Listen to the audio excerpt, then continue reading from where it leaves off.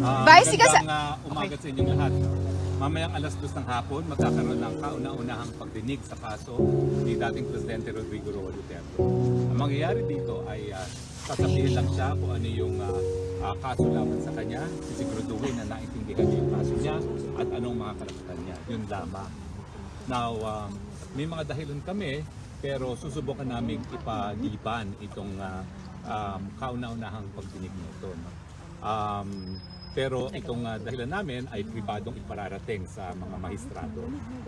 Sa ngayon ay iisa pa lang ang na-recognize na lawyer, si Attorney Medialdea, no, dahil siya ngayon kasama. No? Pero we have filled up all the documents para mapasama din ako dun sa team of counsels. No? Now, I'm the list counsel of the ICC, and we have also retained another member of the list counsel who is British. So initially, there will be 3 of us standing as counsels. No?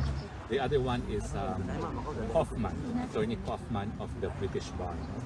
So 2 of us from the list counsel and Attorney Medialdea.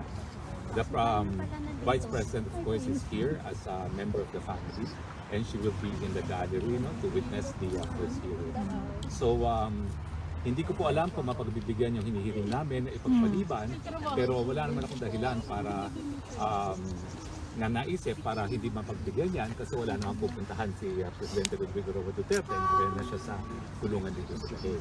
So ipagpaliban nyo na ngayon kasi hindi pa namin nakikita ang dating Presidente.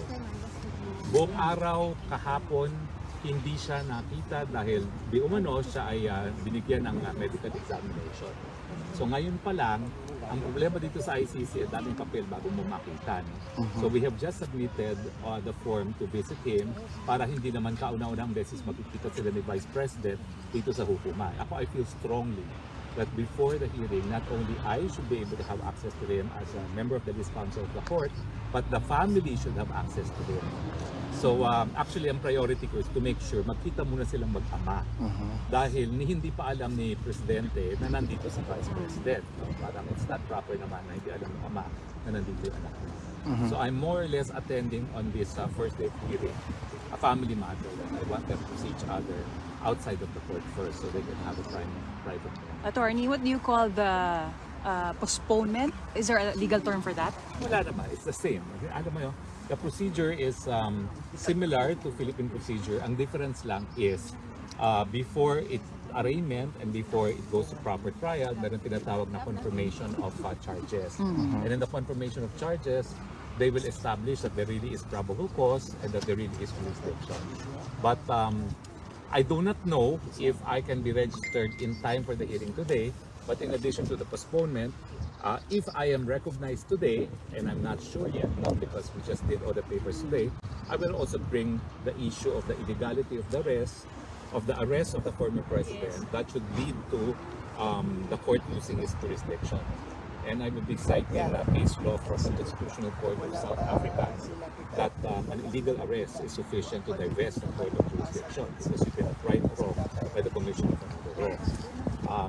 In addition to the lack of jurisdiction because we had withdrawn from our membership and of course the preliminary investigation commenced beyond the date that we had the duty to cooperate.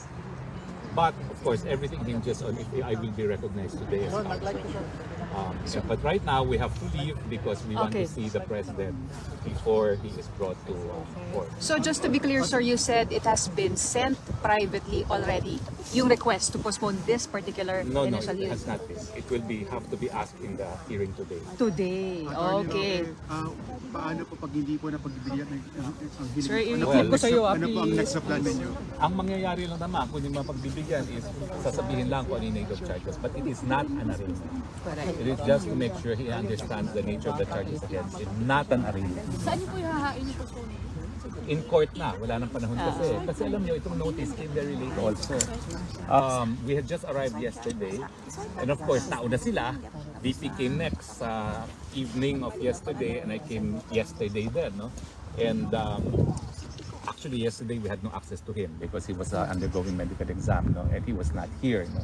And for a while we were even alarmed where he was, but he was apparently subjected to medical examination. So it's only now, so pagbigyan na muna natin na makita muna yung mag-ama. Okay? Can we do that? Nasaan po si ES with Yandea ngayon? I think he is in He the is inside. detention facility.